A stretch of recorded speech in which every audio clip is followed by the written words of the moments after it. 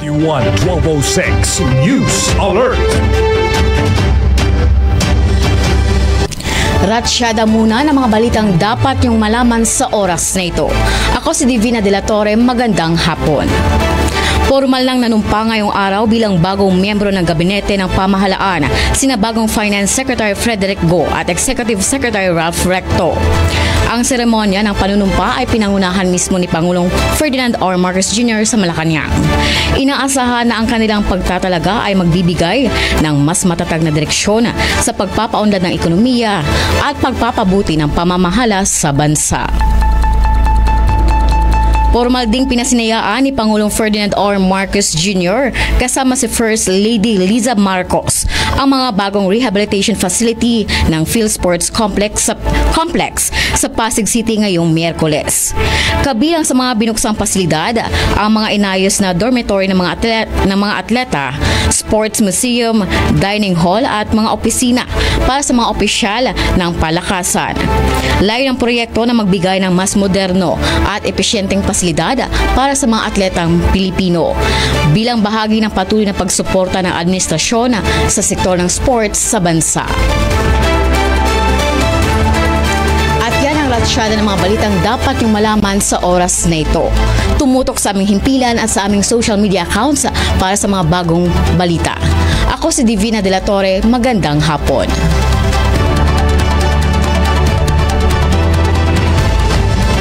D1 1206 News Alert. Gusto nyo ba ng mas exciting na content? It's time to manually scan your Digibox or Smart TV. Tune in sa aming dynamic trio lineup, all in one channel band. Stay tuned to Congress TV at channel 13.2 for the latest updates and happenings straight from the legislative halls. Enjoy your favorite shows na hindi lang siksik sa information, kundi punong-puno rin sa entertainment sa IBC 13 at Channel 13.1. At para sa pinakabagong balita, talk shows at music, stay tuned to the 1206 AM sa Channel 13.3, broadcasting your favorite radio shows on your TV. All this and more in just one channel band. Don't miss out. Manually scan your Digibox or Smart TV now to enjoy Congress TV at 13.2, IBC 13 at 13.1, at the 1206 AM at 13.3. Experience more. Enjoy more. Only on your TV. Are you talking to a real person online or just another troll spreading fake news? Here's how to spot a troll. Newly made account? No real photos or suspicious profile details? Posting the same misleading content repeatedly? Don't get fooled. Fact check, report, and block disinformation. A public service reminder from IBC and the 1206 AM. Stay sharp, stay truthful. Sa bawat balita, may koneksyon. Sa bawat issue, may kwento. At sa bawat Pilipino, may epekto. Ito ang Balitang Konektodo. Ang programang hindi lang nagbabalita, kundi nagpapaliwanag kung bakit ito mahalaga sa atin. Kasama si Cecil Villarosa, isang veteranong journalist na may puso sa katotohanan. Pakinggan ang News Bites. Balikan ang throwback tayo at suriin sa anong connect sa atin. Balitang Konektodo. Lunes hanggang Biyernes, alas 9 ng umaga. Dito lang sa D1 1206 AM. Handa na ba kayong makitambay? Kasama sina Charlie Manalo at Comfy Manalo at mga guest hosts na siguradong may dalang kwentong inspirasyon, impormasyon at kasiyahan. Tuwing Lunes, Tambayang Paaralan, Balitang Campus, Scholar Kwento at tips para sa ating mga kabataang iskolar ng bayan. Miyerkules, Tambayang Kabuhayan, Negosyo Balita, Tech Tips at kwento ng tagumpay ng ating kabarangay. Biyernes, Barangay Talk, Usapang Bayan at kwentong party list. At tuwing Martes, 5:30 to 6:30 p.m. LGU Special, serbisyong publiko at proyekto para sa mamamayan. Barangay 13, Lunes, Miyerkules, Biyernes, 2:30 to 4 p.m. At Martes, 5:30 to 6:30 p.m. Dito lang sa D1 1206 AM.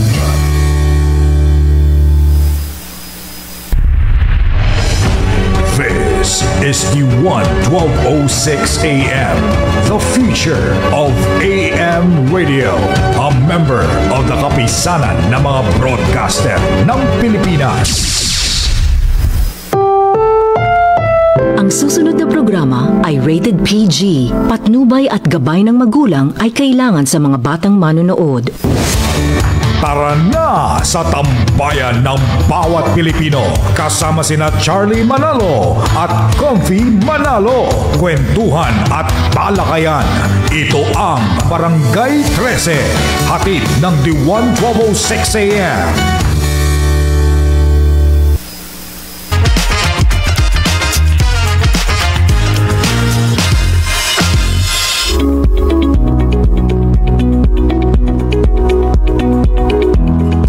Magandang hapon. Ito naman po tayo sa ating paboritong tambayan sa hapon, dito lang sa Barangay 13. Ako po si Charlie Manalo. At ako naman po si Comfy Manalo, ang katambayan yung laging may dalang good news at mga ideyang pwedeng makatulong sa inyong pagunlad. Dito sa Tambayang Pangkabuhayan, pag-uusapan natin ang lahat ng tungkol sa pag-asenso mula sa maliit na negosyo hanggang sa malalaking pangarap. Pero bago natin bago tayo pumasok diyan, inumpisahan po natin yung linggo, no? In fact, bago pumasok yung linggo, medyo mainit yung yung political situation sa ating bansa dahil kasi may mga nag-speculate na yung daw supposedly a 3-day rally ng ating mga kapatid sa INC ay sinyales na simula ng pagbagsak ng administrasyon, pero wala pong nangyaring ganon. At naglinaw po ang ating mga kapatid sa INC na wala silang intensyong pabagsakin ng gobyerno, wala silang hindi sila lalahok sa anumang panawagang extra constitutional means para palitan ng administrasyon like snap election or kudeta. Ang dami nating mga kaibigan, mga ka-FB friend na nagte-text at nagsasabi na by Monday iba na yung presidente. Lunes lang, Miyerkules na ngayon siya pa rin nakaupo. Kasi nga di ba? Days leading to ang dami mga development naglabasan pati sila Saldico. Yun. Pero biglang naglabasan din nag-issue ng statement ng ang Simbahang Katoliko through CBCP, yung Catholic Bishop Conference of the Philippines at yung Philippine Council of Evangelical Churches na hindi sila lalahok at lalong hindi sila susuporta sa anumang panawagan kasi nga ang speculation that time is talagang panawagan to para they were expecting regime change na groundswell yung mga mass rallies diyan sa Luneta at sa Campanginada. Sabi ko nga ito po yung first time na ginawa ito ng sa pagkakaalala ko ng INC na mag-clarify kung anong kanilang intensyon doon sa kanilang pagkilos. Kasi dati parang lagi motherhood statement gaya ito, 'di ba? Accountability and transparency. Kahit po noong January kumilos sila, nagparally pero wala pong malinaw na deklarasyon kung ano ba ang objective. Ganyan ganun pa rin. Pero nung naglabasan na yung mga ganung yun sila Saldi ko parang may mga sektor na nag-exploit ang situation, tapos naglabas statement ng CBCP at ng PCEC, naglabas rin po ng statement ang INC na yun nga, wala silang intensyon pabagsakin ng gobyerno. Kaya pasalamat po tayo sa ating mga kapatid. At kasi isang naging isang nakita natin, or isang malaking tulong yung pinapanatili ng INC rally na yon, yung pagiging aware sa kaganapan sa ating lipunan, lalong-lalo na dito sa usapin ng flood control project. Para sinasabi nila, manatili tayong aware, manatili tayong mapagbantay. And yun po.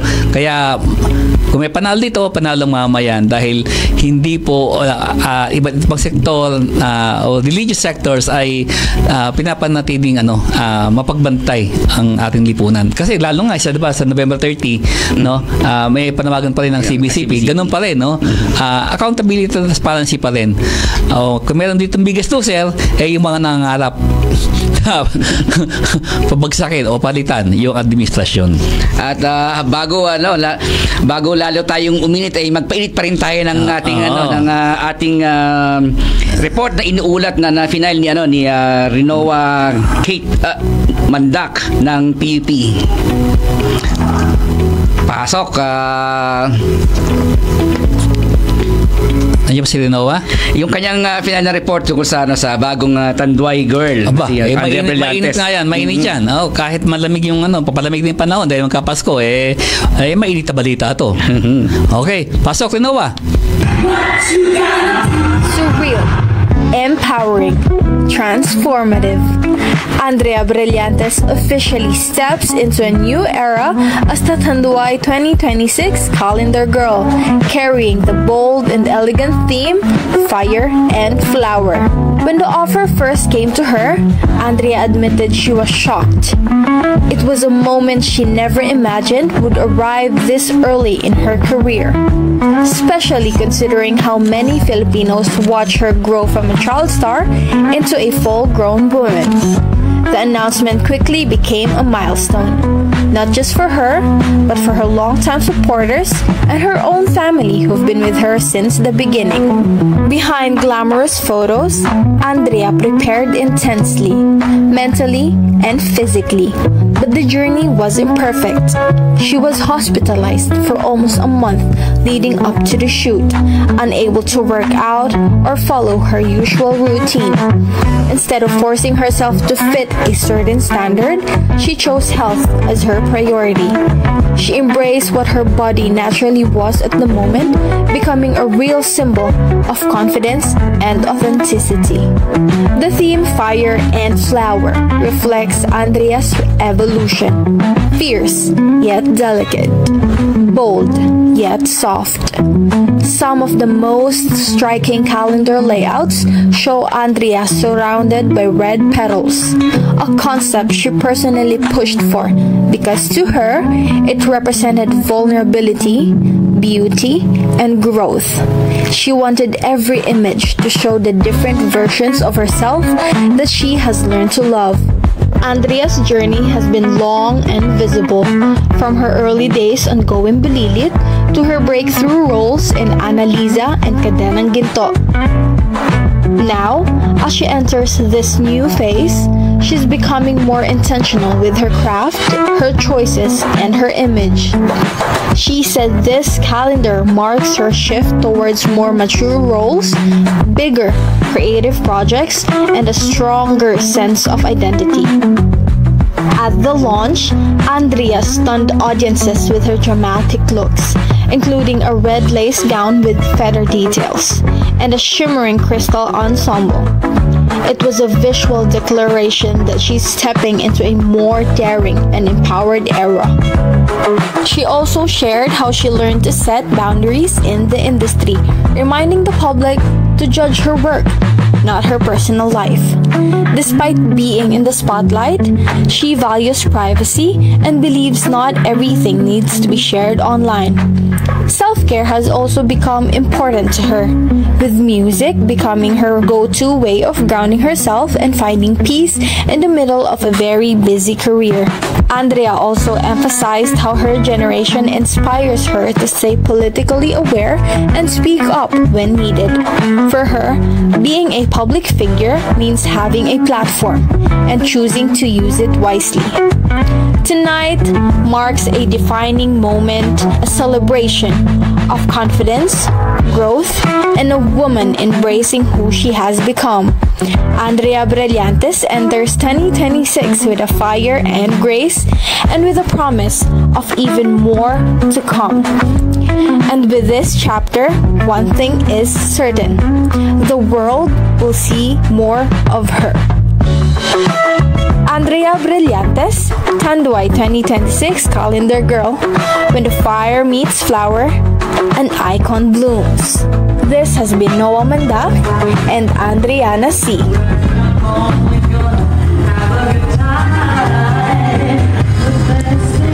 Maraming salamat Noah Mandak, no, ating mga ano yan sa PUP, no, ating mga magigiting na matisipag na OJT. Siguro mas mainit to kung meron dito talagang Tanduay. Pero yan, nakilala natin yung susunod na Tanduay Calendar Girl. Ngayong taon si Kim Chiu yata, di ba? Si Kim Chiu ngayon 2025, and then next year si Andrea. At ngayon mga kabarangay, huwag po kayong alis dahil maya-maya lang ay makakasama po natin sa pagbabalik sa Barangay 13. Magbibitaw, magbabalik po ang tambayan dito sa Barangay 13.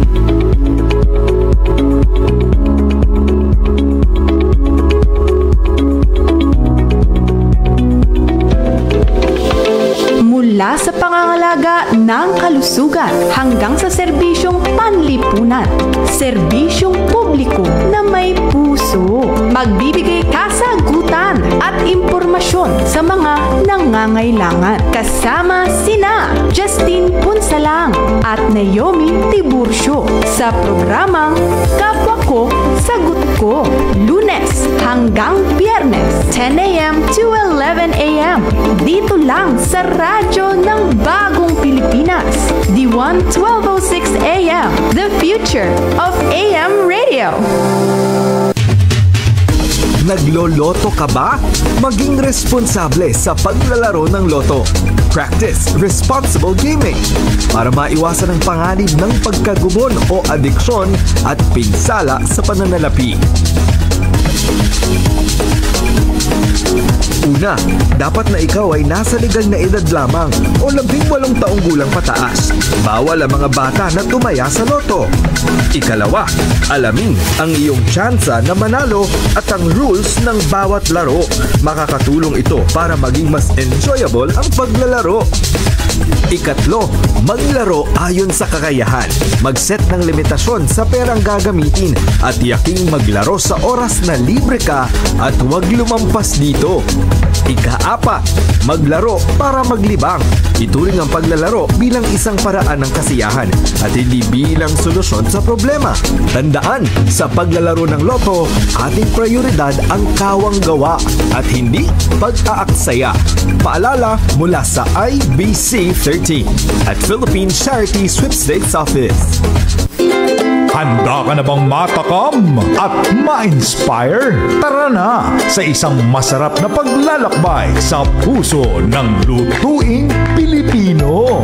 Pinoy Flavors with Chef Jason. Ang programang nagtatampok ng mga kwento, tradisyon at creativity sa bawat pagkaing Pinoy. Yummy! Kwentuhan, kainan at kulturang tunay na atin.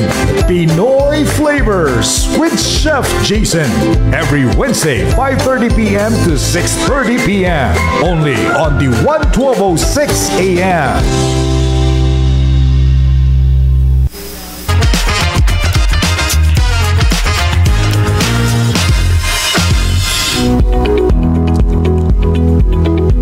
Ayan, nagbabalik po ang Barangay 13. Ako po ulit si Charlie Manalo.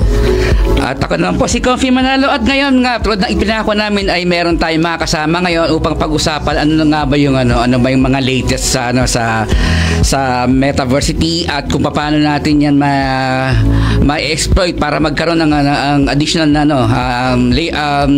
job opportunities ang mga ating mga kapwa Pilipino. Medyo to hindi bago. Syempre marami pa pong hindi marami pa hindi aware at nakakaalam kung ano po paano nag-ooperate tong to. At ngayon ay makakasama natin si Miss Mench Dizon, Country Manager ng YGG Pilipinas. Magandang hapon, Miss Mench. Magandang hapon sa inyo, Comfy at Charlie. Maraming salamat sa pag-imbita sa amin dito sa Barangay 13. And maraming salamat din, Miss Mench, sa iyong pagpaula. I know busy ka dahil ngayon yung start ng ng City of Play. At speaking of City of Play, para sa mga bagong nakakapakinig, can you walk us through what the Skill District is and why it is an important and most anticipated zones inside the City of Play? Yes, bago ko siguro simulan dyan, siguro a little background, Ang aming event ay tinatawag na YGG Play Summit. Every year, ginagawa namin to, bawat Nobyembre. 4 years na namin ginagawa to. At ang primary purpose is to really bring our community together and our community of players and learners, So this year, ang aming YGG Play Summit ay mangyayari dito sa Bonifacio Global City, simula bukas, November 19 hanggang 22. Ang malaking kaibahan sa previous years is ang aming focus sa education and upskilling sa aming programang Metaversity. Ang Metaversity is ang sustainable program namin na ginagawa ng 3 taon na at mas lumaki pa ito at na mas naging progresibo.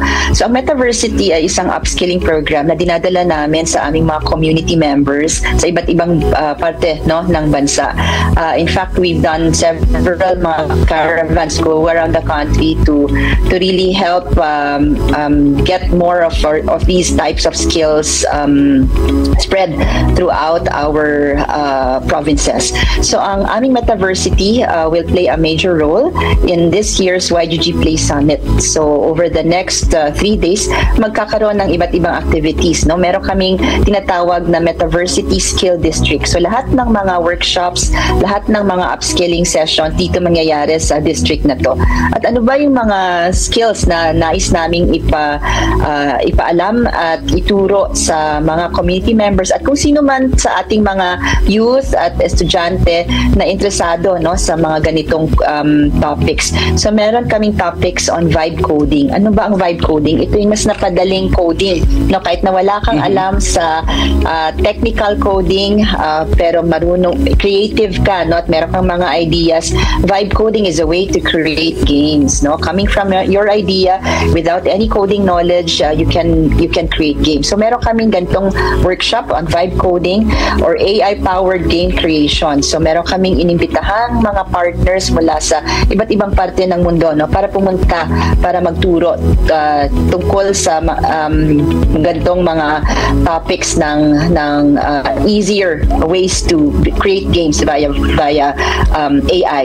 Meron din kaming mga workshops for digital skills, specifically for marketing, for community moderation, kasi ito yung mga na-identify namin na mga kailangan ng skills ng mga game partners at sarili din namin na ginagamit namin sa aming mga campaigns to support our game the games that we help spread here in the Philippines.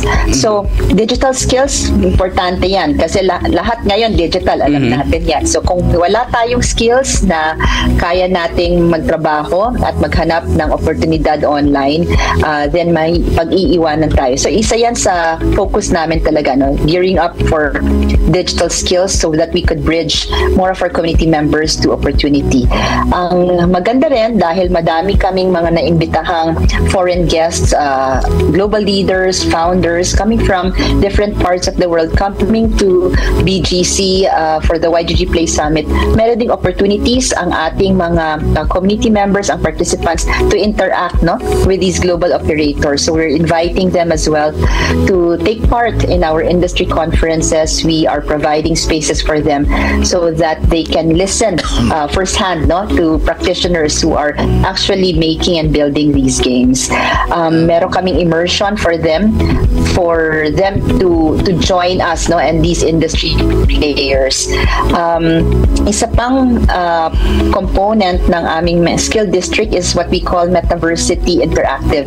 These are basically dialogues with academe, with institutions, with partners, with brands, to see how we could help each other and create a much better Metaversity program for our community, and so we could spread it out further to other parts of the country.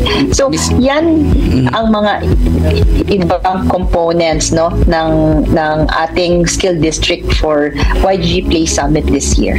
So Ms. Mesh, nabanggit mo yung digital skills, upskilling, and you're bringing in foreign operators. So what do you think, what new learning skills can the participants expect coming particularly from this foreign guest natin? Yeah, well, for the foreign guests, what they will typically speak about, as we've seen over the past few years, is their experience in building their businesses, in developing the games, in creating core communities, in marketing their games, really the practice of building businesses in games and Web3, and even in AI. So as a student, these things you can't learn in school. What the practitioners bring is real-world knowledge, real-world expertise, and of course the ups and downs of being a founder, and these are very valuable learnings, and these things you can't really just take from a textbook. It's when you get to hear it firsthand, get to even have the chance to ask questions directly from these people, because it's very informal setup, so that kids hopefully will not be too shy to ask questions and interact with our global founders, operators, and game developers. So that's a unique experience. I don't think that's an everyday experience that the kids can just have on any given day. Okay. So one of the standout features ng ino-offer natin is yung prompt to prototype. So how will this hands-on workshop help aspiring developers build games prototypes using AI and the no-code tools? Yeah, as I mentioned, if you're a person or a participant with an idea of a game, you may be on the creative side or more on the storytelling side, but don't have any technical know-how in terms how to make a game. Because typically in the past, you needed a graphic designer, you needed a coder, you needed a storyteller, you had all these different roles, and someone who strategizes and makes the ideas.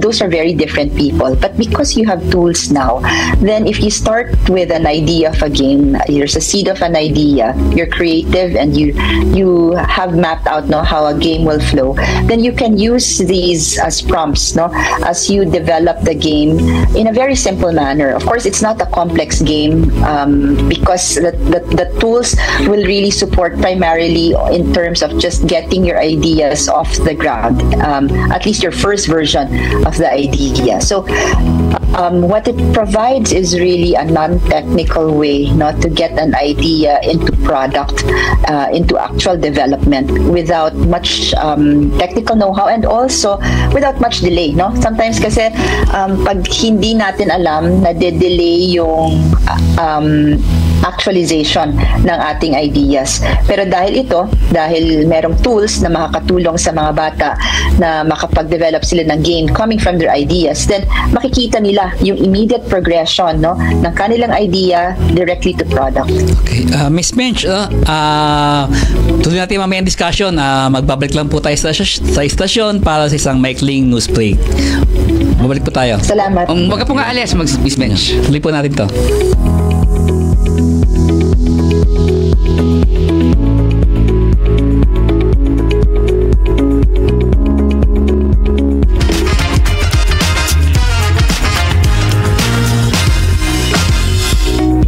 Ito na ang programang katuwang mo at ng komunidad sa pag-unlad.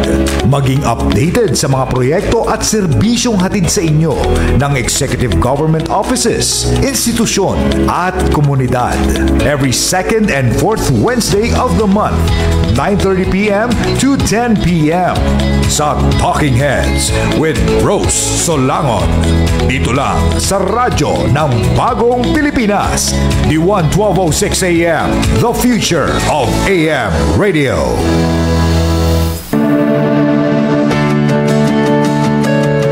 Gusto mo bang maliwanagan ang iyong problema sa legal na pamamaraan? Mga payong tiyak na may legal na batayan at mapagkakatiwalaan. Lahat yan ay bibigyan linaw ni Attorney Melissa Arnesto tuwing Huwebes, 5:30 p.m. to 6:30 p.m. Dito sa The Legal Weapon sa radyo ng Bagong Pilipinas, the 1206 AM, the future of AM radio.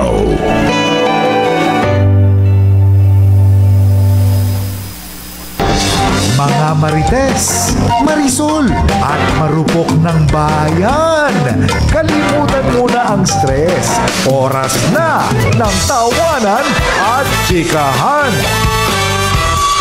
Narito na ang pambansang Tita Baklita ng Bayan, ang Queen of Late Night Radio, Tita Chupeta.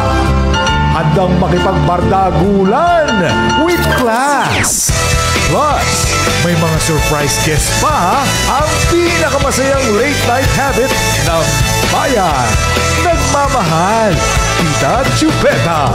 Every Monday to Thursday, 9:30 p.m. to 12 midnight sa D1-1206 AM. D1-1206 News Alert. Ratsyada muna ng mga balitang dapat yung malaman sa oras nito. Ako si Divina De La Torre, magandang hapon. Humihiling ang Independent Commission for Infrastructure sa Department of Justice na maglabas ng Immigration Lookout Bulletin Order o ELBO para sa 17 individual, partikular ang mga opisyal sa DPWH Region 4B at mga miyembro ng SunWest Corporation. Kaugnay ito ng mga kasong kriminal na inihain ng Office of the Ombudsman sa Sandigan hinggil sa umano'y ghost at substandard flood control projects. Ayon sa ICI, kailangan ng ELBO para maiwasan ang posibleng pag-alis ng mga sangkot habang nagpapatuloy ang investigasyon at paglilitis. Samantala, sinimulan na ngayong araw ng Metro Manila Development Authority o MMDA ang malawakang paglilinis at pagpapalalim ng Buhangin Creek sa Barangay Plainview, Mandaluyong City bilang bahagi ng nagpapatuloy na programang Bayanihan sa Estero.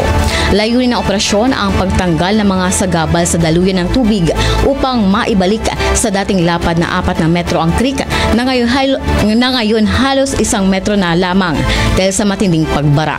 Sa kasalukuyan, 31 estero na ang nalilinis ng MMDA sa Metro Manila.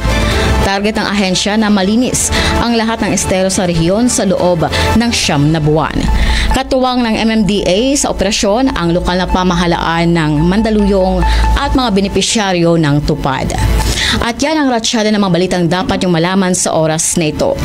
Tumutok lamang sa aming himpilan at sa mga social media accounts ng D1-1206. Ako si Divina De La Torre, magandang hapon.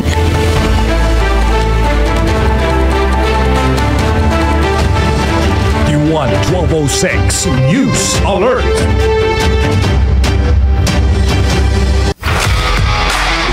Sports fans, game na! From local arenas to the world stage, lahat ng aksyon, lahat ng kwento, nasa iisang show. Kasama ang veteran sports journalist na si Bill Velasco with live interviews with your favorite sports personalities dito sa Pilipinas at sa abroad. Don't miss the game sa Hardball with Bill Velasco every Monday to Friday, 11 a.m. Dito sa radyo ng Bagong Pilipinas, the 1206 AM, the future of AM radio.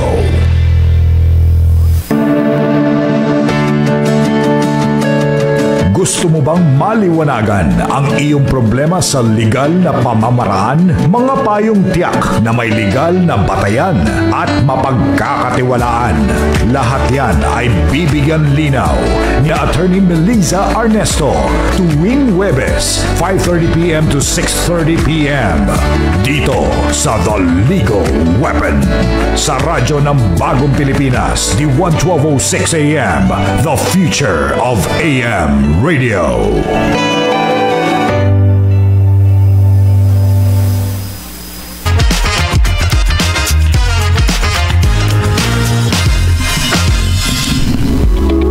Ayan, nagbabalik po ang Barangay 13. Ito, meron tayong mga mabati dito sa sa comment sa ating page, no? Pakiano nga, Kompi, yung si Cecilia Manalo Lagmay at si Catherine Gases ay nanonood. Si Angelo Redaha, merienda midweek Wednesday ng hapon, Kuya Charlie at Kuya Comfy. 36 days na lang, Pasko na, at 43 days naman, 2026 na. Si Elton Padilla, nanonood siya. Si Christina Revilla, woo, let's go, Mensch. Si Ma'am Mensch, Miss Mensch, meron ka rito, may fans club ka rito. At si, let's go, Mensch, YGG Pilipinas, YGG Play Summit. At si Romel Livid, maligayang Merry Christmas po sa ating lahat. Okay, Miss Mensch. Miss Mensch, welcome back. Makakasama palit ulit natin si Miss Mensch. Miss Mensch, ngayon, kayo na pinag-usapan natin, no, yung mga skill set na matututunan ng ating mga participants sa ating YG Play Summit, no, na nagagawin sa from November 19 to 22. At interesado kayo pupunta kayo, makita tayo dyan. Oo, punta kami dyan, Miss Mensch. Hanapin ka namin. May imbitasyon ho kayo dyan. Actually, talaga interesado ako kasi yung anak ko, 13 years old yung anak ko, is in grade 9, no? As early as last year, nagde-develop siya ng games. Kaya sabi ko, mukhang maraming matututunan yung anak dito. Ngayon naman, Miss Mensch, pag-usapan natin yung Metaversity. Sana makadalo kayo. Opo. Pahingin ko si Tina ng ticket. Anyways, kayo na yung Metaversity, diba? Isa siyang interactive environment kung saan pinagsasama-sama niya yung mga estudyante, educators, at mga developers. And paano po ano yung mga key challenges o issues na dapat nating tugunan, particular yung skills gap, no, ng mga Pilipino at mga estudyante para matutunan natin at ma-embrace yung opportunity sa metaverse. Yeah, ang isang challenge na aming nakikita is really kung paano pagtahi-tahiin ang nakikita nating oportunidad at knowledge, information, tools, and information and skills, no, that's out there, dalhin dito sa Pilipinas at may i-partner natin din sa mga programa na nangyayari na ngayon na nispi-spearhead ng ating mga partners katulad ng DICT, ng DepEd. Ang challenge is paano natin pagsasama-samahin, pagtatahiin itong mga ito para hindi madoble-doble ang ating mga effort. At ang mangyayari ngayon is makita natin kung paano ang strengths ng isa makakatulong para mas lalong mapaigi at mas lalong maging mas malakas, no, ang mga programang available or nais ibigay sa ating mga grassroots communities ng mga ahensya katulad ng DICT and DepEd. So nakikita naming challenge yun, no? So ang aming role talaga sa YGG is really more of a bridge because we are out there, no? We're in a global ecosystem. We're able to see what's out there and how we could bridge those opportunities, those skills, those information back home, but work, no, with very strong grassroots players and communities and agencies like the DICT and the DepEd, and do that at scale. That's the reason why kasama sa ating YGG Play Summit is a showcase of the pilot that we've been doing in Palawan with the DICT on one hand, and the other hand is with our partner partners from global partners, SWE, and we are bridging them no, as YGG, bringing the program as a pilot in Puerto Princesa, Palawan. So, challenge siya, pero actually, nabubuhayan kami at na-encourage to take on that role really as a bridge for both sides. Miss Mench, siguro bago tayo natin na napag-usapan ng gusto itong metaverse na napaka-interesting, no? Siguro ipaliwanag muna natin sa ating mga tagapakinig at tagapanood, ano ba yung metaverse? Let's try to visualize. Get them to visualize ano ba yung metaverse. Masyadong mataas to pa. Kasi pangkaraniwang tao, no? Na hindi techie. Diba? Marami sa atin Yeah. Ang metaverse is really just our online and digital versions of everything that we do on real life. There is a metaverse or an online version of that. So, kunyari, pag bumibili tayo ng produkto in a physical space sa tindahan, meron tayong metaverse version, yung ating e-commerce or digital version, yung ating mga e-commerce, yung ating mga pagbili sa Shopee. Kung naglalaro tayo physically online, ng games, nagpa-pickleball, paddle, meron ding like games online, no? And meron ding competition na nangyayari online on the metaverse. Kung may ekonomiya tayo, there's also exchange of goods and services, exchange of value in a physical space. Sa metaverse, meron ding ekonomiya doon. Merong exchange of values because let's say there are certain things that people do online, maybe tasks and quests that they do online that they could generate income for, and there is an economy that runs that. So it's really just a mirror of everything that we do in the real world. There is a mirror activity online, and that is the what we call like the metaverse, a digital mirror of everything that we do in the physical space. And you mentioned already kanina na you are partnering with the ICT to advance this skill set and technologies, and recently the Metaverse Filipino Worker City Residency has partnered with the DICT to train developers in the blockchain. Can you share us some details kung ano yung impact ng programang ito and ano yung resulta ng pilot na ginawa niyo sa Mimaropa kung meron man? Yeah, ang pilot nito ay still ongoing. No? Actually, ang aming resulta is just like coming in as we speak. No? But tinakbo namin to ng, I think, a couple of week cohorts, 2 cohorts over a month period. Just really to give us a better understanding in terms of what the format and program should look like so that we're able to transfer the skill to the community and then have them practice it and then bridge them to the work that's made available. So itong pilot na to is in collaboration with SWE. Si SWE is a blockchain and they're focused really on getting businesses and startups to build on the SWE network. And so dahil lumalaki ang demand sa pag magkakaroon ng mas madaming business sa blockchain na ito, if you're building on this blockchain, kailangan ng tao to develop programs for these businesses. And so ang talent pool, ang sagot ng YGG at the ICT, we're bringing students from Puerto Princesa to learn this new coding language that's unique to this blockchain. And if they're able to successfully run through the skills program, the cohort that we are running, then they will be certified so that they can now be taken on as either an intern or a full-time resource for those businesses and startups that are building on SWE. Parang sa nangyayari ngayon, parang parang lahat ng area ay may AI based na in the future. So, di ba dapat i-integrate na itong programa to sa high school pa lang para pagdating mo ng college, nag-specialize ka na dun sa particular field na yun kung saan man. YGG is pushing for that. Kaya nga, di ba? I-integrate na high school pa lang. Kasi may problema sa skill set skill set learned ng mga estudyante sa school pa lang, and yung skill set required naman pagdating na sa industry. So para pagdating mo ng college, kahit anong course yan, kasi in the future lahat to AI parang ganun ang projection di ba? Yun nga i-push ma-integrate sa school curriculum, high school.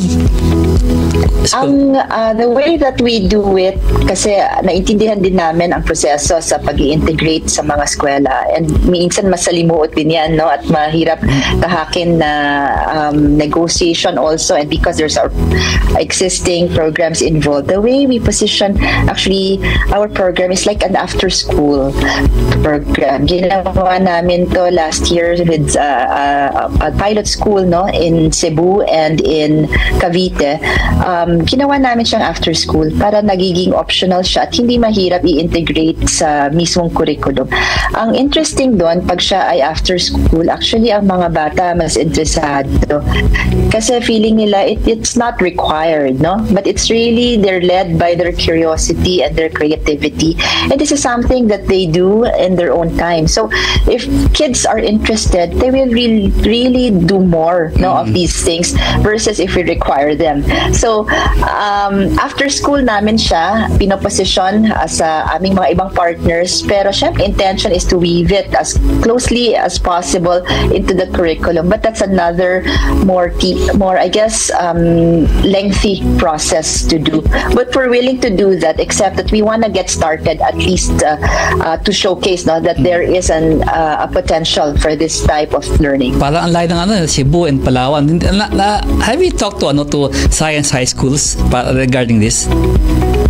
Have you coordinated we work primarily with schools that have existing programs or agencies that have existing programs. So if we're quite open actually in terms of partnering with existing institutions, academics, or organizations, no, that would like to also have this for their constituents.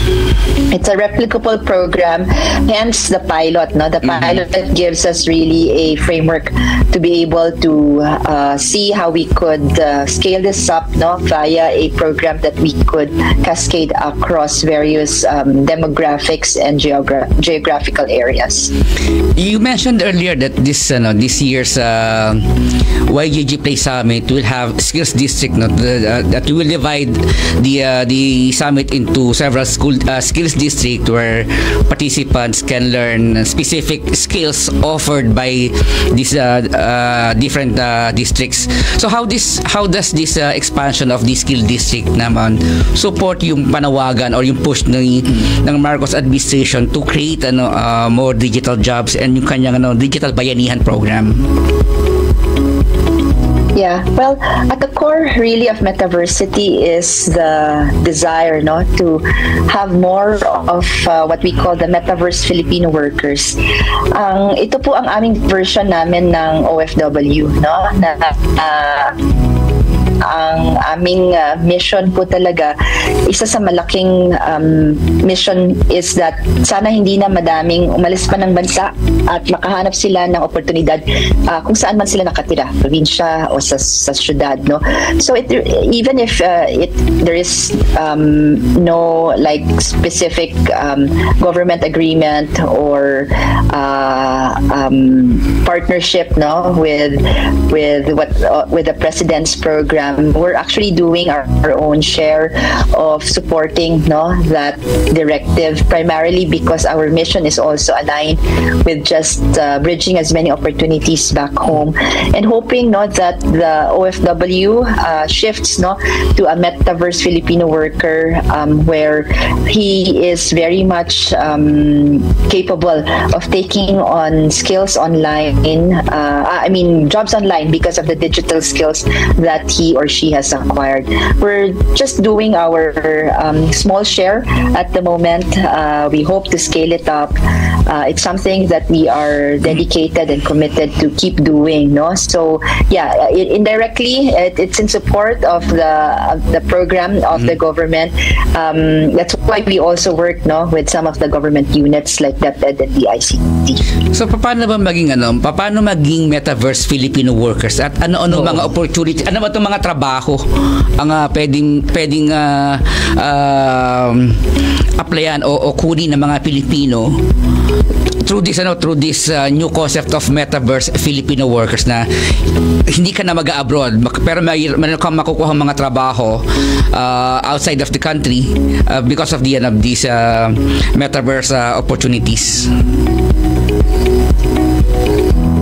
Yeah, siguro dalhin din na lang natin siya sa aming sariling experience, no?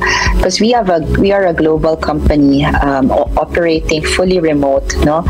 And what we do, not just in the Philippines but globally, is we publish games, we support other games, we run marketing campaigns for games. So yung mga taong gumagawa, no, nitong mga campaigns na to, ang mga community moderators, game testers, social media managers, campaign leaders, and even full-time employees, no, dito sa mismong YGG ay galing sa aming Metaverse Filipino worker members, no, or community participants na nagsimulang mag-participate lang sa ilan-ilan naming mga events at activities na na-assume, no, bilang mga either full-time employees or part of our gig workers in some of our activities. Yan ang isang example. Bukod pa doon, ang ginagawa din namin is kumukuha kami ng mga campaigns, no, and programs from our game partners na kailangan ng tao na magmo-moderate kanilang community, magbubuo ng kanilang mga online events, magra-run kanilang mga events, kasi madami sa aming game partners pa rin nasa games, no? Kaya most of those that we bridge in terms of work are still game related, but we wanted to expand that. That's the reason why we're actively looking for partners in the AI space, because there we still need a lot of people, no, to train different kinds of data of AI models that's needed in this growing industry. Kaya napaka-critical ng pagkakaroon ng digital skills, no? Para like yung nabanggit mo, maraming job opportunities sa gaming industry, like coding ng mga programs, pag-create ng programs, publishing ng mga games, and then there are many other opportunities in the digital space, like sabi mo nga, social media management, those jobs na pwede na you don't have to go up to lumabas ng bansa na nagkatrabaho ka abroad, yung employment mo isa na overseas, pero base ka sa Pilipinas, dito ka naka-base, diba? So, paano to, yung sabi magkakaroon ng major tournament on show matches sa YGG Play, paano to? Malaking component din ng aming yearly event ang esports tournament. So last year I think 3 games ang namigay ng premyo. This year I think 3 or 4 din. So we have a couple of I think 3 days of tournaments, not different game genres, trading card games of various types, no, will be participating, and ang aming prize pool this year, if I'm not mistaken, is at 120,000 USD, no, coming from all these 3 games, no, joining us to run the tournaments. Ang kagandahan dito is ang mga community members natin na nagsimula lang as regular players, of course, parang nag-increase ang kanilang interest pag merong talagang competition, and it focuses also their efforts, no? So they're not just playing, but they're also really leveling up, and it gives our community members a reason, no, to also it's a form of upskilling, no, the leveling up in games. Madami din silang natututunan matutunang ibang skills bukod sa paglalaro lang sa kanilang pagko-compete. So para din sa lang atleta, no, na may kailangan mag-practice, kailangan mag-strategize at makipag-compete, no, at ma-expose ang sarili nila sa isang competitive landscape. Itong $120,000 na prize money for the 3 games na to combined to. Yes. So say one game $40,000 ang total price. No, our biggest prize pool is for the game Parallel. Mm-hmm. So last year they also were our biggest prize pool for the esports tournament. Actually, tama ka, Miss Mitch, ano na ngayon to para na siyang kinakarina ng kabataan. In fact, meron ako napuntahang sa Makati na isa siyang building, no, pero ang nandoon mga nagte-train mga for esports dito kinahouse sila ng anong pangalan yan, pero sabi dito sa around Timog area sa Quezon City, para talaga sa mga dyan talagang doon nga tutulog yung mga doon sa tutulog parang doon nang nakatira Miss Mitch, meron akong isang component na nakakatawa ng YGG Play Summit this year, yung dating segment, Web3 themed dating segment. Can you expound on this? I think that's really a fun way for one of our our brand partners to get their message across. I think it's a really unique expression, no? But the intention really there is to increase awareness and information about some of their product offering, except it's just a more creative spin, no, to a brand execution. Hindi naman AI ang kadate dito. Hindi naman AI ang kadate. AI generated. Hologram ang kadate. Hologram. Okay, AI image. Real world. And this dating segment is sponsored by or by Coins.ph. Anong premyo dito? Crypto. Just kidding. Well, at least they're one of our trusted exchanges, no, locally. And it's good that they're doing these efforts to make their information more relatable and I guess fun, no? That's also part of, I guess, helping people understand and appreciate also the space. Sana premium na ang price dito mga crypto block Bitcoin. Bitcoins, di ba? Magkano ba Bitcoin ngayon? Do you have an idea magkano exchange rate ngayon? Over 100K. I think it's over 100K. Depends the market shift so fast. So, Miss Mitch, do you have any parting words or invitation to our readers and viewers ngayon? Invite them na umattend at pumunta, bibisitahin yung hanggang Sabado na lang, no? Hanggang Sabado, November 19 to 22. Again, maraming salamat Charlie and Comfy sa pag-imbita sa amin. Kaya ngayon iniimbitahan din namin ang inyong mga nanonood sa inyong programa na to join us, no? Starting tomorrow, November 19 and runs until Saturday, November 22 here at the Bonifacio Global City, specifically at SMX Aura and at Samsung Hall. It's a full 3 days, no, of experiencing games. You can test the games, play the games, interact with game developers, and learn a lot, no, via our skills program. We also do have our cosplay happening, and then there is the conference happening.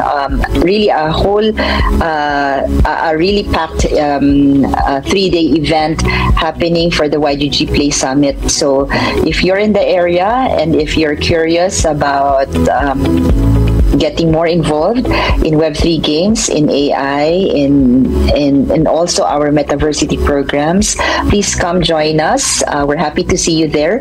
And please spread the word to your friends and family. Kung wala man kayo dito sa Manila at hindi makadalo, sana maimbitahan nyo din ang inyong mga kaibigan at kapamilya na nandito. Available din kami online, no? You can check out our social media for YGG Pilipinas. we have a way to also participate online via our questing platform. So kahit nasa mga bahay kayo, merong interactive component ng aming YGG Play Summit para kahit na nasa ibang lugar kayo, makaka-participate pa rin kayo at makakakuha ng mga may pa-premyo din kami online for those sa mga participate. So please join us, YGG Play Summit, November 19 to 22 as SMX Aura, Bonifacio Global City. Thank you. Pupuntahan po namin kayo dyan. Asahan mo namin yan. Kita. Seryoso ba kayo pumunta kami talaga? Seryoso kami. Gusto namin matuto.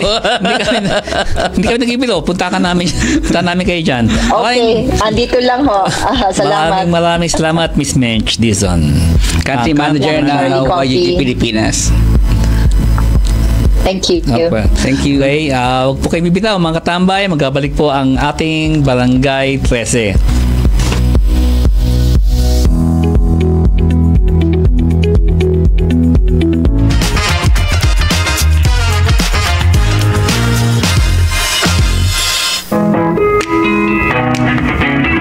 Agree ka ba? Kasi kami, agree na agree. Dito, hindi lang basta tanim at ani ang usapan, kundi buhay, kabuhayan, at kinabukasan.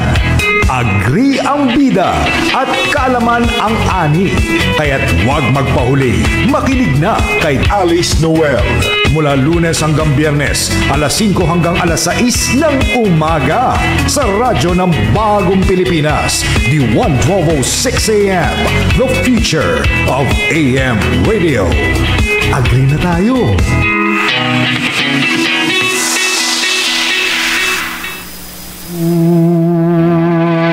May mga katanungan ka ba tungkol sa iyong karapatan o problemang hindi masolusyonan? Isang tawag lang at nandyan na si Attorney Bob Ferrer para umagapay sa iyo. Magbibigay boses sa iyong mga hinaing na dapat marinig. Bibigyang linaw yan dito sa Isang Tawag Ka Lang. Kasama si Attorney Bob Ferrer tuwing Lunes, 5:30 to 6:30 p.m.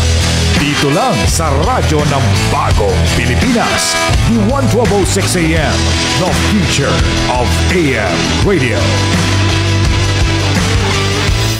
Babala para sa aming mga kalaro at sa lahat ng mga tumatangkilik ng PCSO Games.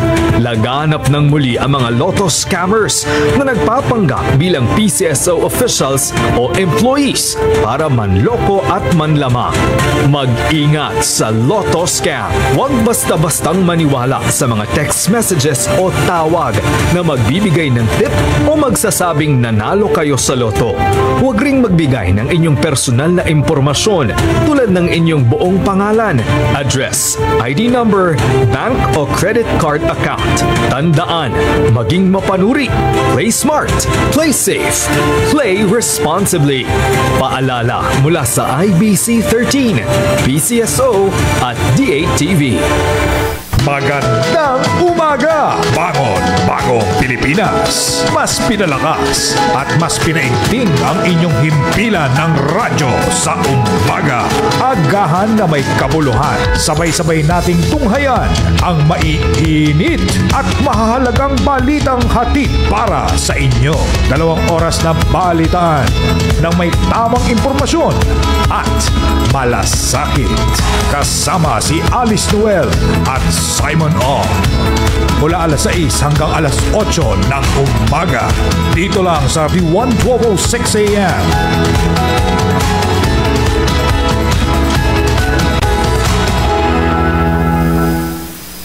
Gusto nyo ba ng mas exciting na content? It's time to manually scan your Digibox or Smart TV. Tune in sa aming dynamic trio lineup, all in one channel band. Stay tuned to Congress TV at channel 13.2 for the latest updates and happenings straight from the legislative halls. Enjoy your favorite shows na hindi lang siksik sa information, kundi po punong-puno rin sa entertainment sa IBC 13 at Channel 13.1. At para sa pinakabagong balita, talk shows at music, stay tuned to the 1206 AM sa Channel 13.3, broadcasting your favorite radio shows on your TV. All this and more in just one channel band. Don't miss out. Manually scan your Digibox or Smart TV now to enjoy Congress TV at 13.2, IBC 13 at 13.1, at the 1206 AM at 13.3. Experience more. Enjoy more. Only on your TV. Handa na ba kayong makitambay kasama sina Charlie Manalo at Comfy Manalo at mga guest hosts na siguradong may dalang kwentong inspirasyon, impormasyon at kasiyahan?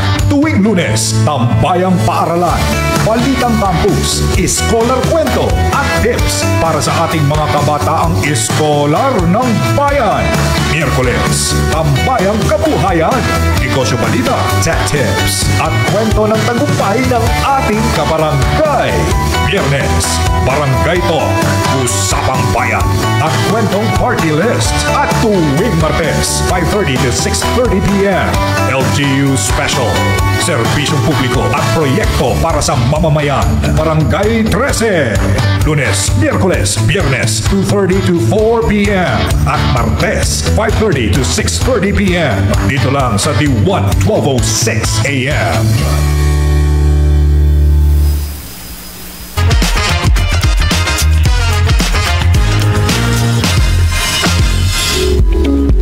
Babalik po ang Barangay 13, no? Sa puntong ito.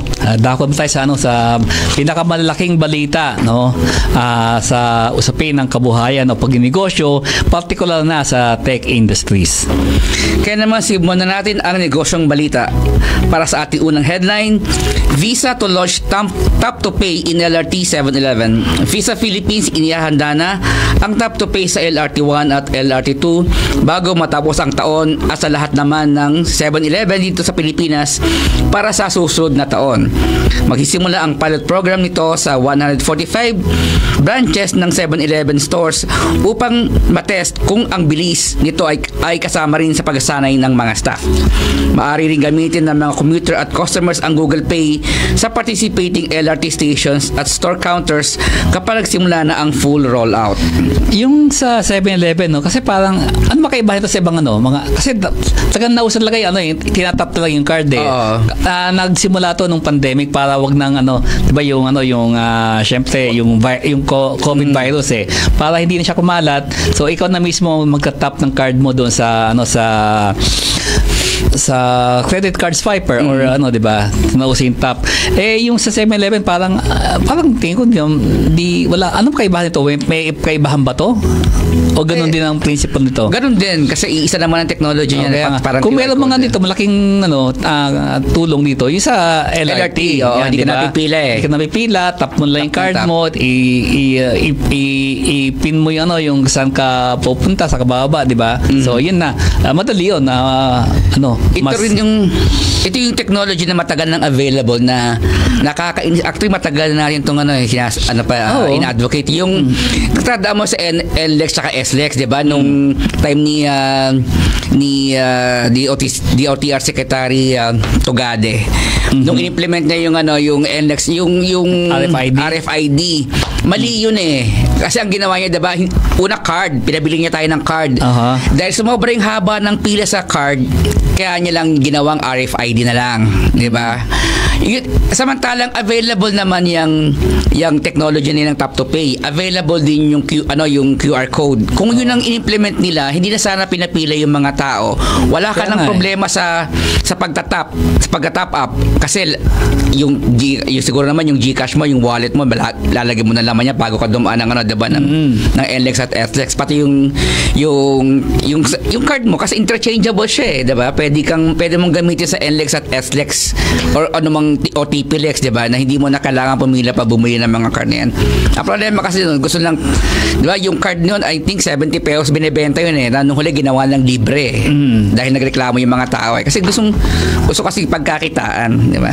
Samantalang, di ba, yan ka, top card lang, tatap mo yung card mo, di, ano mo, sa kapupunta.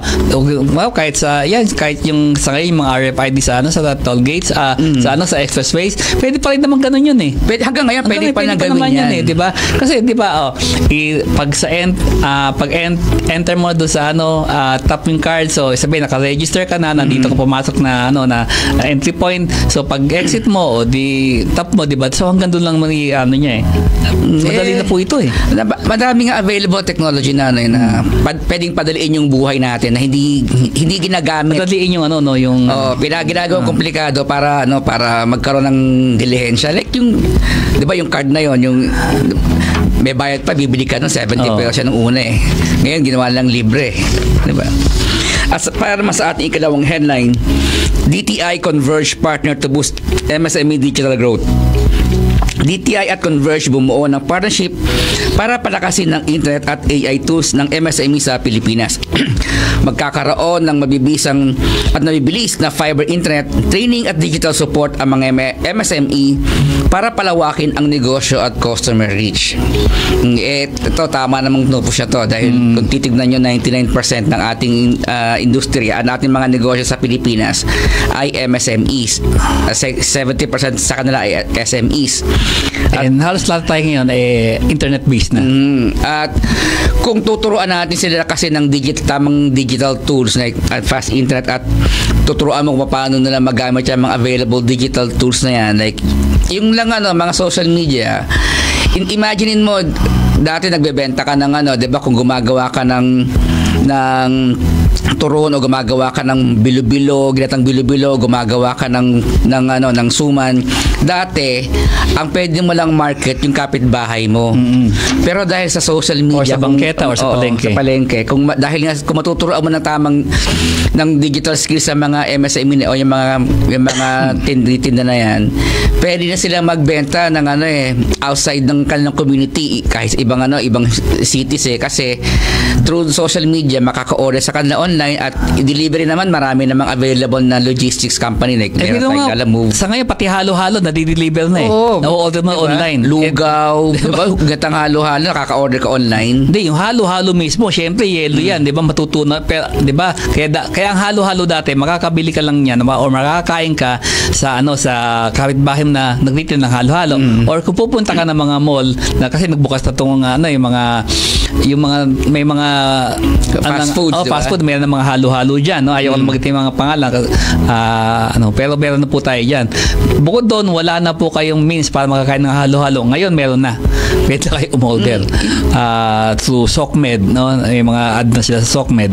In fact, ngayon minsan may craving ako kakain ako ng suman o yung kutsinta or ayun, makakahanap ka sa online, tapos ang binibilhan mo diyan mga lang din, mga yung mga sa mga bahay lang na industriya. So yun ang tama ituro natin sa ating mga maliliit na negosyante para mas mapalawak nila yung In fact, marami ng success stories dyan yung mga gumagawa ng mga banana chips, kamote chips ngayon.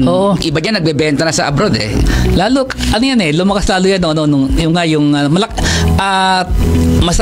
ang hindi maganda pakinggan na malaking tulong nung lockdown ng pandemic. Pero ito po, marami pong negosyo nagsulputan noong panahon ng pandemic.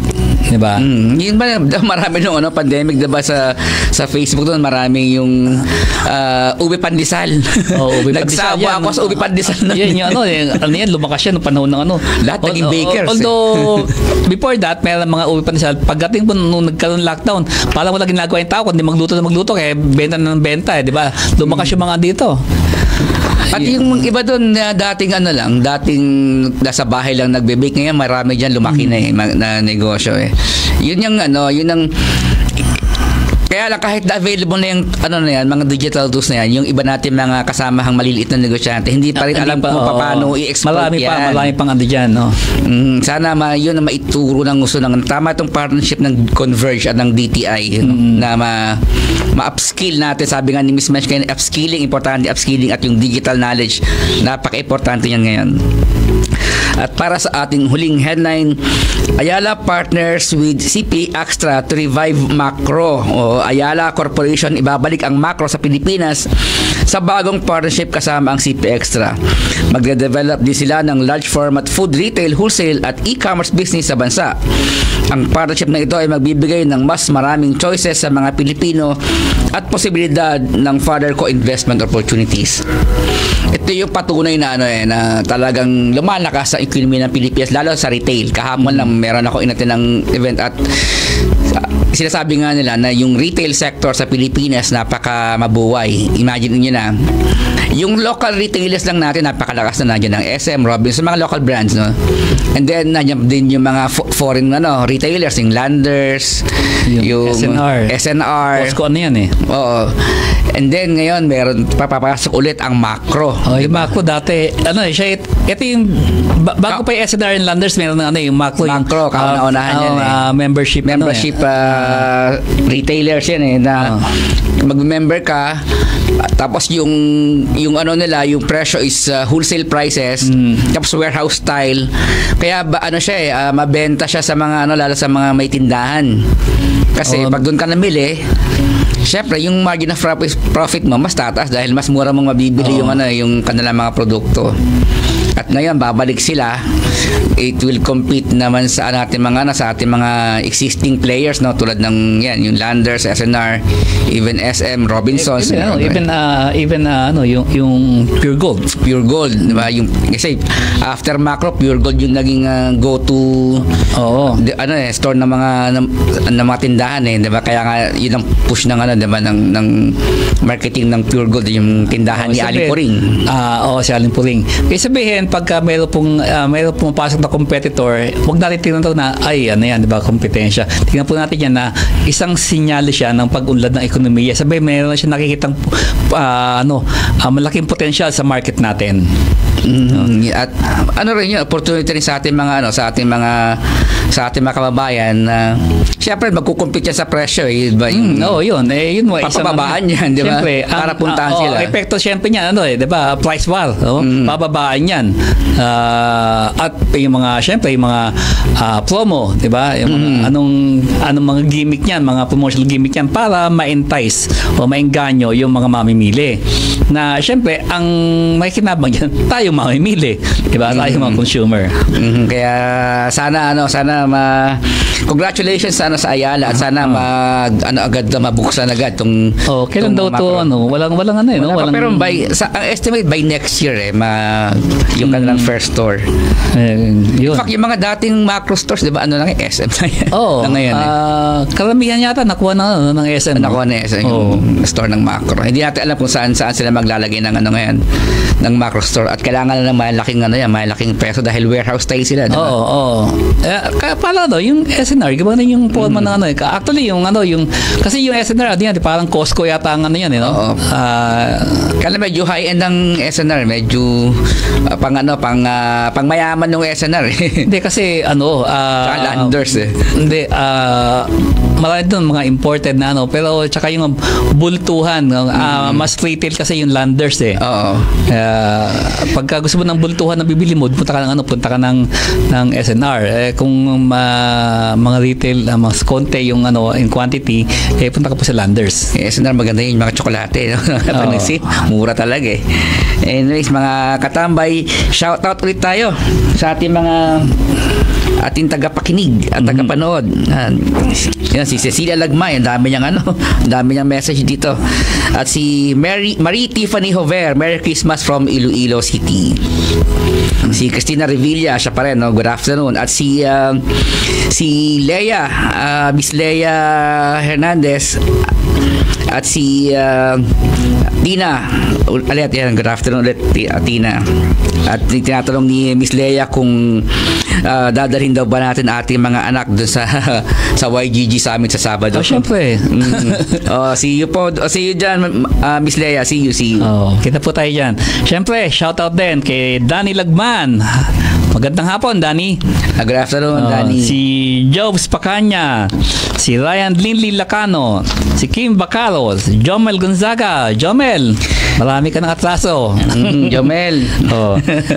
Si Jazz, si Andy Aquino, si Faye Yap, Joanna Albelio, Kendra Roste, si Eloisa Melia, yon ng Balon Private Resorts dyan sa Barangay Calawi sa Antipolo, si Roxy Busa, si Tinio Henyo, Teresa Lucena, Chloe Ann Guerrero, Vanessa Apple Pilar, Donna Miralles, Chantal Claire de la Rosa, Cel Berondo, Bel Cruz, Akira de la Vega, Julia O, Gillian Atienza, mag-ina kasi ito si Angela Curia, si Rose Quesada Rodriguez, Annabel Gaetano, Steve Sumido, Attorney Desi Gison, Commissioner Bong Gison. Magandang hapon, Commissioner. Magandang hapon po. Si Ma'am Elizabeth Gran at si Ma'am Melay Austria. Mga katambay, wag po kayong aalis, magbabalik po ang Barangay 13.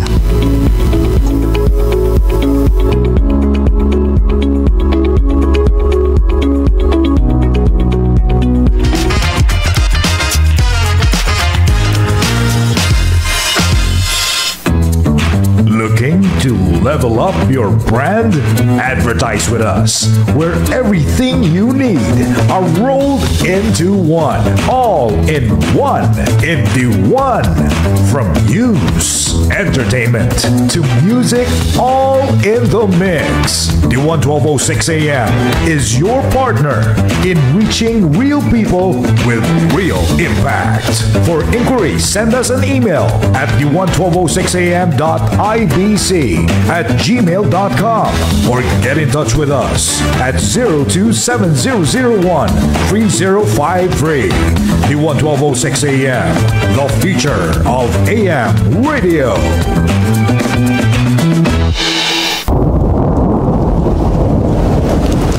Panahon na naman ng sipon, ubo at trangkaso. Pero kaya yang maiwasan. Basta sundin lang ang simpleng tips para sa mas malakas na pangatawan at mas ligtas na tag-ulan. Kumain ng masusustansyang pagkain, panlaban ito sa sakit ngayong tag-ulan. Uminom ng maraming tubig. Kahit malamig ang panahon, stay hydrated. Magpahinga ng sapat para lumakas ang resistensya. Ugaliing maghugas ng kamay at umiwas sa may sakit. Protektado ka laban sa virus. Rain or shine, laging healthy kasama ang IBC 13, PCSO at D8TV.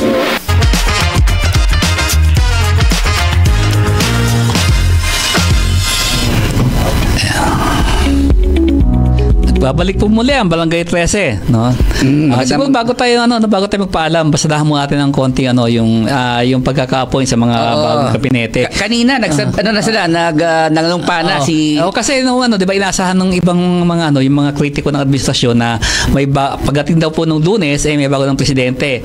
Nabigo sila kasi may bago ng executive secretary. Finance secretary. Yan si dating finance secretary Ralph Recto ay tinalaga ngayon na executive secretary. At si Frederick Go naman na dating special advisor to the president on economy, ngayon siya na ang finance secretary. At natutuwa, maraming positive feedback from the business sector kasi una-una si Ralph Recto, kilala siyang economist, although hindi siya abogado, kaya lang ekonomista naman siya. At si Frederick Go, maganda naman ang reputasyon sa business community at naniniwala siya sa kakayahan nito na hawakan yung Department of Finance at may maganda siyang maganda yung kanyang reputasyon sa business community. Kanina nga sa pangmagang programa pag-usapan namin ni Attorney Bob Ferrer yung pagkakatalaga kay Executive Secretary Ralph Recto. Kasi kung tignan mo yung background talaga ni Secretary Recto, mainly siya sa legislative and sa finance department, Kahit nung na-appoint siya for a while do sa executive department, NEDA. Economic pa rin ang concern, di ba? So, ano ba yung kakayanan? Kasi siya na ngayon ang bastonero ng gabinete. Pero kung tingnan naman natin, no, ang major usapin ngayon, no, sa gobyerno ni Pangulong Bongbong Marcos, dito puro kaperahan, di ba? Paano aayusin yung budget, yung tamang cost projection ng mga infrastructure projects na yan para hindi naman nasasamantala ng mga yung mga corrupt, no. Kasi guys, sabi nga di ba ni Pangulong Bongbong, hatiin niyo ang cost ng supplies supply ng by 50% infra. Syempre kung lawyer ka, 'di ba? Nakasanay kasi natin lawyer ang executive secretary. So medyo 'di ba? So magre-rely ka sa mga financial analyst mo or advisor paano pababain yung cost. Ito si finance genius na inilagay mo. Diba? So madali siguro to para kay at para ma-minimize yung gastusin ng pamahalaan. At saka dahil siya yung executive secretary. Kasi bastonero ka Pag diba? Pinoprogram na yung mga mga projects, siyempre kasama naman siya siguro doon sa pagplano ng mga programa ng mga projects. Dahil dati siyang finance secretary at dahil dati na rin siyang galing sa NEDA. So siguro naman meron siyang idea at suggestion kung paano hahanapan ng pondo. Pag nagsabit pa ng budget, di ba? Nagsabit ng budget, syempre, Office of the President yan, nando si ES, no? Mukhang yung budget po, di ba? Alam niya na. Kaya niyang review niya. Mas maganda nga yung ginawa, yung bagong ES natin ay isang ekonomista. And yung business community, no? Welcome na welcome sila. Welcome sila. Kasi magandang reputasyon ng dalawa. Sabi nga ng isang kaibigan natin, no, hindi ko lang alam kung gusto mo pamangit yung pangalan, pero nasa business community to, sabi niya, both Recto and Go are competent managers who can bring stability to the administration. And hopefully further cementing that credibility ng administration yung by December 15 kung meron na mga makulong. Actually yun yung kasi sabihin natin this administration survived, no, yung pinakamalaking crisis, no, sa kanya yung September 21 magsulat nga ako yung finest hour niya kasi na-survive niya yung crisis noon, pero mas malaki pala tong sinlubong niya tong November yung 3-day rally, supposedly 3-day rally ng INC at survive niya, no, na-survive niya to. Pero sabi nga isang kausap ko na dating congressman, no, sabi niya he survived siguro for the day, no, he survived siya for this day, pero hindi man literal na for this day, no. Sabihin hanggat hindi nagma-materialize or walang napapanagot, hindi nagma-materialize yung pangako na he will bring them to justice, hindi walang nakukulong, no, may nasampahan ng kaso, di ba? Nasampahan ng kaso kaya si ombudsman pero hanggat wala pa nakukulong sa mga yan, no, medyo pa rin, shaky pa rin, no. Although syempre medyo nag-establish dahil nag-commit na yung mga malalaking religious congregation na hindi kami mananawagan ng gulo, hindi kami suporta sa mga extraordinary means, no, extrajudicial means, no, pagkapalit ng administration. Pero hanggat yung tao po kasi nag-aabang. At diba? Another credibility building ng administrasyon, 'di ba, yung mga inalis at nag-resign na mga government officials itong Lunes, nga sila Yusek Adrian Bersamin, si Yusek Olaybar, si Budget Secretary Amina Pangandaman at yung tatay ni Adrian, si ES Bersamin. Ang kanina naglabas ng statement si Ombudsman Remulla, sabi niya matagal na namin titignan yan. Matagal na nasa radar niya. Nasa radar namin niya si Secretary Pangandaman, si Adrian, and even si Olaybar. So sigurado So yan na yung sisunod nilang iimbestigahan, tututukan ng investigasyon. At sana pati yung sa Davao na rin, nasimulan na rin nila. Kasi parang they're treating the Davao people ng with hands glove, with kids glove pala, sorry. Parang hindi pa kanya sila tinututukan ng ang laki din ng nawawalang flood control project doon kay Pulong pa lang ng 3 years at 51 billion 51 billion naging budget niya ni Congressman Pulong Duterte. From 2019 to 2022. Wala pa yung 2023, 2023, 24. Yung 25 wala na eh. Kaya dahil nawala yung budget niya, kaya nagwawala. Kaya raw nagwawala, sabi lang. Kaya nagwawala kasi nawala yung ganung kalaking budget na. Sabi nila, di umano. Anyway, ito. Ubus naman natin oras, no? Kita-kits ulit sa susunod na. Dito katapos yung natin, no? 1 oras kalahati ng makabuluhang talakayan. Ito lang sa ating tambayan dito sa Barangay 13. Kaya huwag kalimutang i-follow at i-like ang ating mga social media accounts. Para lagi kayo updated mga katambay, i-follow ang aming Facebook page, The One 1206 AM, YouTube at The One 1206 AM, TikTok at Instagram at The One 1206 AM, at ang ating X o Twitter at The One 1206 AM _ At syempre, yung Daily Chronicle, your virtual newspaper. Meron po tayo sa Facebook niyan, at syempre yung ating website www.chronicle.com.ph. Muli, ako po si Charlie Manalo. At ako naman si Confi Manalo. Kita-kita po tayo sa Biyernes dito lang sa Barangay 13.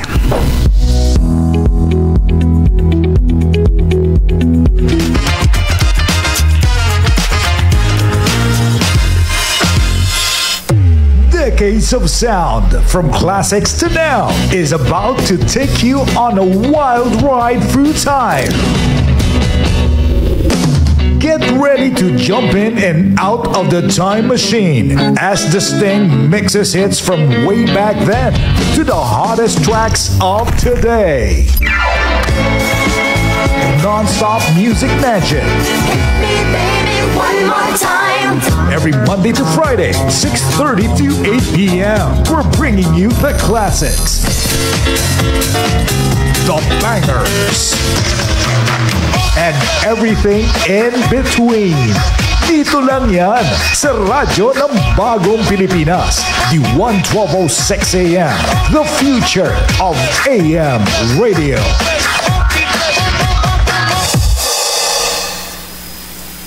Turn up the energy and let the mobile circuit take you on an electrifying ride. Every Friday night, experience the ultimate party vibe as the hottest mobile DJs light up the airwaves, spinning non-stop hits from 10 p.m. to midnight with The Sting and DJ Dreadnoks. Bringing the heat. It's a show that's guaranteed to keep you moving and grooving. Only on the 1206 AM. Mag-ingat sa mga text messages na nagsasabing nanalo ka sa loto at kailangang mag-send ng pera upang maklaim ito. Ito ay scam. Huwag maniwala, huwag mag-reply. Tandaan, ang PCSO ay hindi magsisend ng mensahe sa inyo na nanalo kayo ng premyo sa loto. Maging mapanuri. Play smart, play safe, play responsibly. Isang paalala mula sa IBC 13, PCSO at DATV.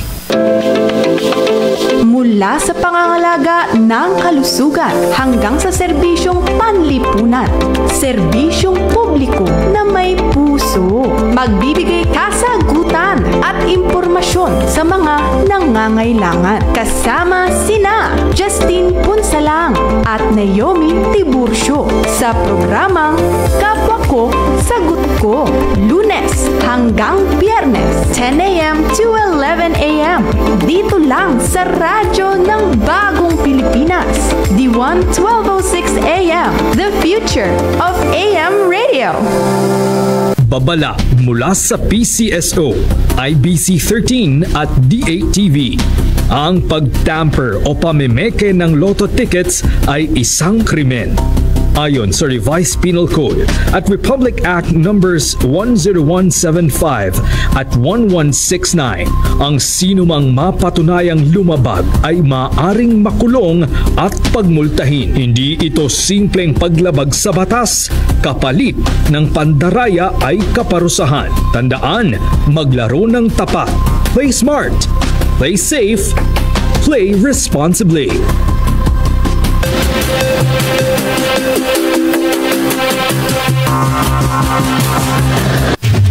Wala kang talo. Basta everyday maglalaro ka ng Lotto. Winner na winner ka sa prizes ng iba't ibang Lotto games.